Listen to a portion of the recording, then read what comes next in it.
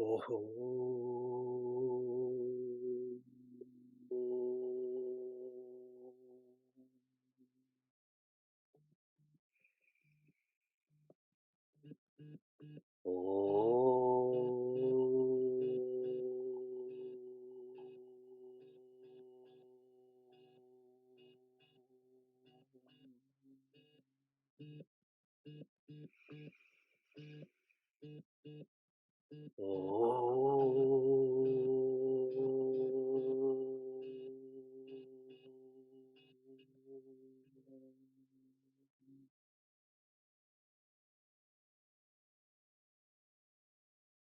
Welcome to Meaningful Mornings.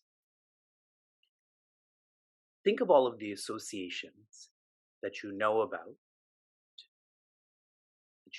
or that you're part of, and the utility that you've derived from that. It could be a sports association, a business association.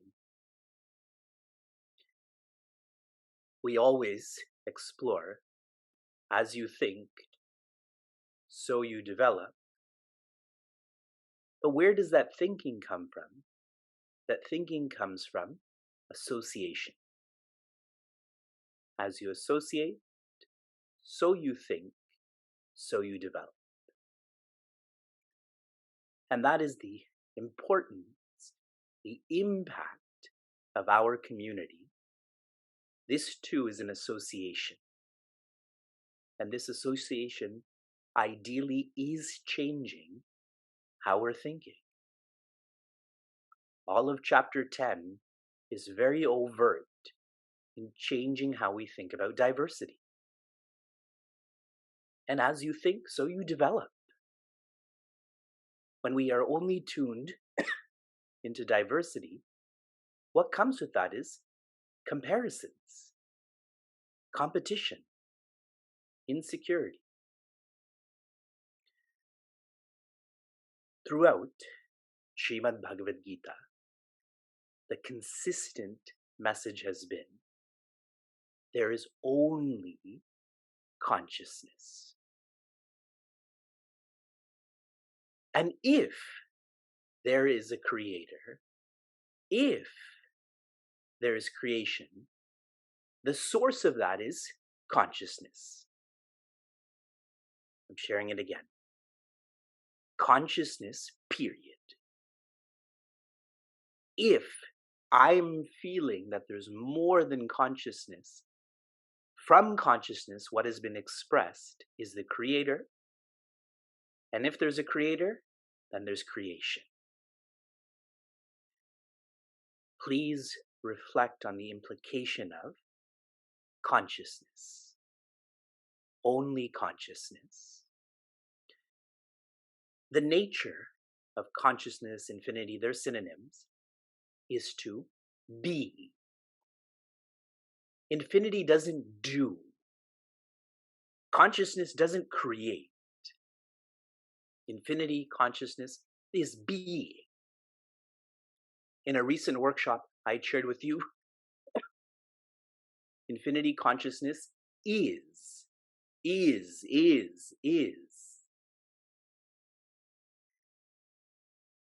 Hiranyakashipu, who symbolizes being one who is vicious. He lived by sight.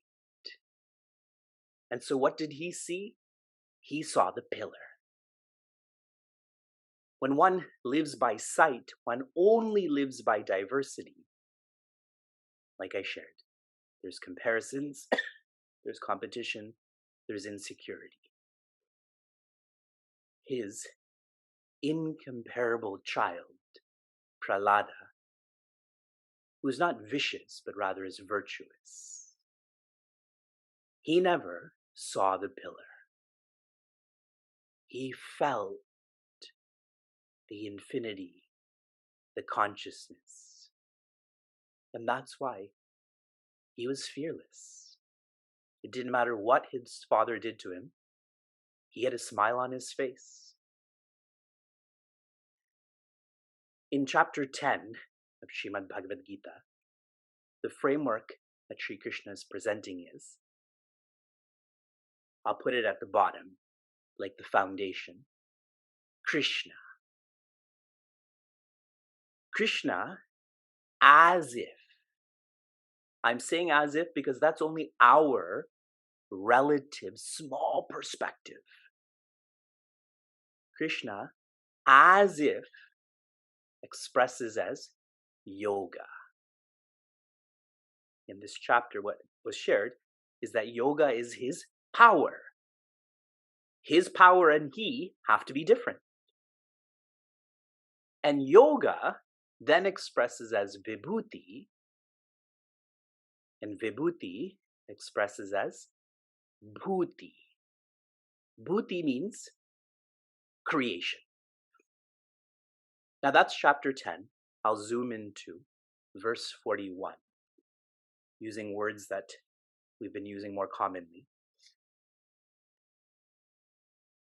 Yad yat vibhuti mat tattvam, sattvam, Srimad urjitam eva va, tattadeva vagachatvam, mama tejomsha sambhavam.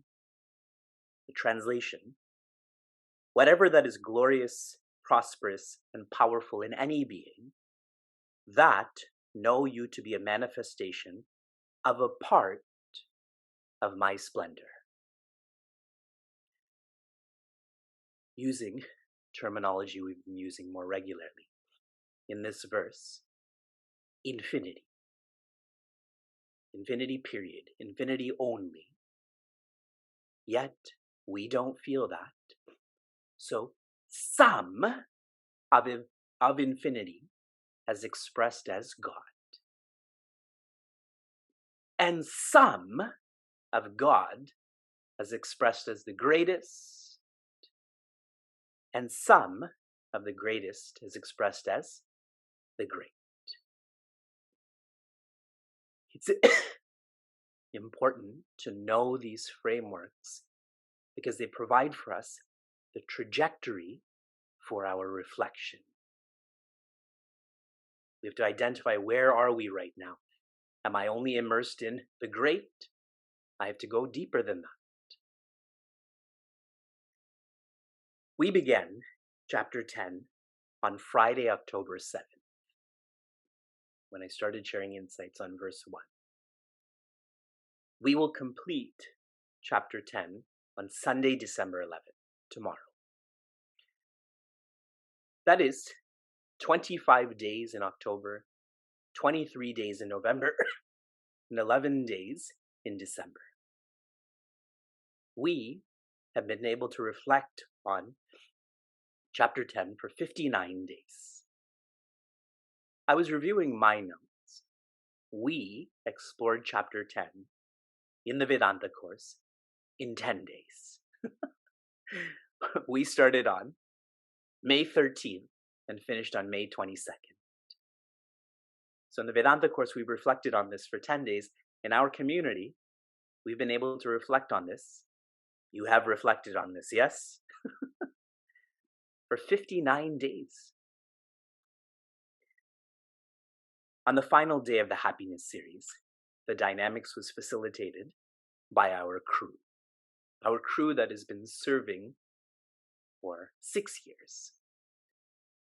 And anyone who is tuned into their dynamics, this year, from January of 2022, the focus, what we're investing in our community, is sustainability. Now, when we think of sustainability, we typically go to the environment, but that's only one facet of it. In my travels, when I interact with different Chinmay Mission chapters, different communities that are focused on Sanatana Dharma, what I've observed is sustainable chapters, sustainable communities are those where the people who are part of those chapters, those communities, are reflective. If one is not self-reflective, then sustainability is not possible. Now, that may seem too abstract. Here's the more tactile aspect of this. The more self-reflective one is, the more shraddha one has. Faith. Faith that we can work hard and smart, faith that we can serve. Our community is focused on sustainability, on being self-reflective and faith-filled. This year, it wasn't just the crew who engaged in serving. So many cooperated with our crew, like those who facilitate our Devi Sangha, many are joining us. Our mentorship Sangha, many are joining us. Seeking culture, many are joining us. Parenting culture, many are joining us. Sumanji, who tends to our kids. Shankarji, who tends to our youth. My father, who tends to the elders. It makes me very happy that what we've done this year is provided exponentially more opportunities for seekers to serve. And seekers have. That shows our investment in sustainability, being reflective, having faith, is working. We complete chapter 10. This is day 58 of us reflecting on chapter 10. Athava bahune tena imnyatena tavarjuna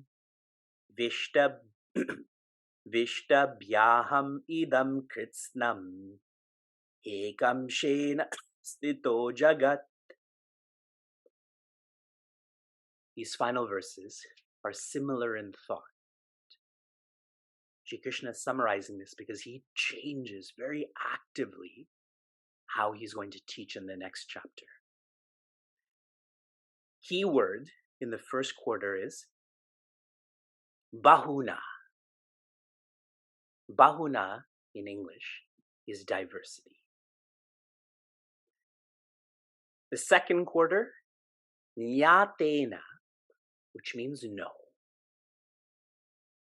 Now reflect on this.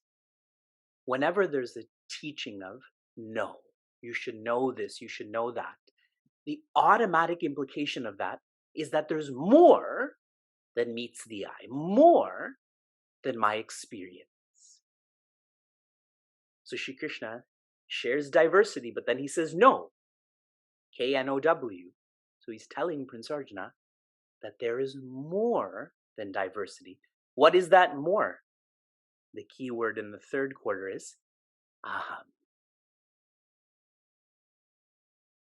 In the two frameworks I've given you this morning, the chapter 10 framework, Krishna, Yoga, Vibhuti, Bhuti.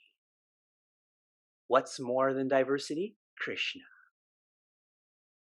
And the second framework I gave you, infinity, God, greatest, great.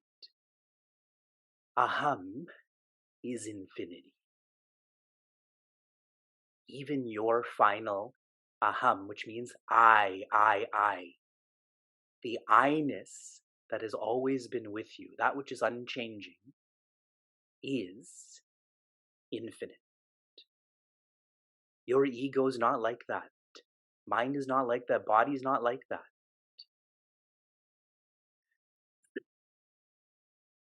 How do we make the transition from diversity to infinity? Keyword is eka in the fourth quarter, which would be yoga. Yoga. So cool that there's a cuckoo clock here, no? I think every home should have a cuckoo clock.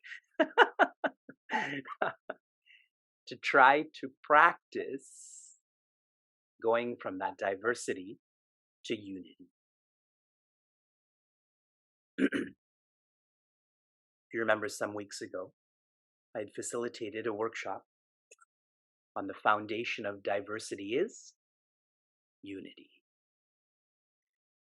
And we've gone through a couple of these examples recently The wave is diversity. The ocean is unity. What is infinity? Water. The colors are diversity. White light is unity. And pure light is infinity. Those are more physical examples, but we do practice this in some ways, like our family. Your family looks very different than you, correct? Yet you still feel that this is your family. You're not using your seeing, you're using your feeling. The body's the same way. My hands look very different than my knees do. But I'm not using seeing. I wash both of them. I put cream on both of them. There is a unity there. We do this, but we don't do it enough. It's like we're comfortable that we've done enough going from diversity to unity. Sri Krishna is challenging us because he's our friend. He loves us to not be like Hiranyakashipu. Don't even be like Hiranyakashipu's wife. Our aspiration, our end should be to be like Bhakta Prahlada. He doesn't see the pillar. He only feels consciousness. From inspiration to application. Your recent application was to rate yourself in terms of reverence. How much do you revere Srimad Bhagavad Gita? Is it Srimad for you? Is it just Gita? Is it Bhagavad Gita? Or is it Srimad Bhagavad Gita? For me, I would like to feel that my rating in terms of measurement would be over 90%. I love Srimad Bhagavad Gita. I'm excited to read this, to reflect on this. Why? Because then I don't have to listen to myself. I don't have to think about myself. And I mean that in a jokey way, but I mean that much more in a factual way. I'm diversity. Srimad Bhagavad Gita's yoga is unity. I don't have to listen to myself. I don't have to think about myself. That's an extremely relieving experience to not feel individuality. Your application for this morning is, what are 3 reasons that you are stuck on diversity? We've invested 3 months into chapter 10. What are 3 reasons that you are stuck on diversity? Shanti, Shanti, Shantihi. Be safe, be sound, be serene, be joy.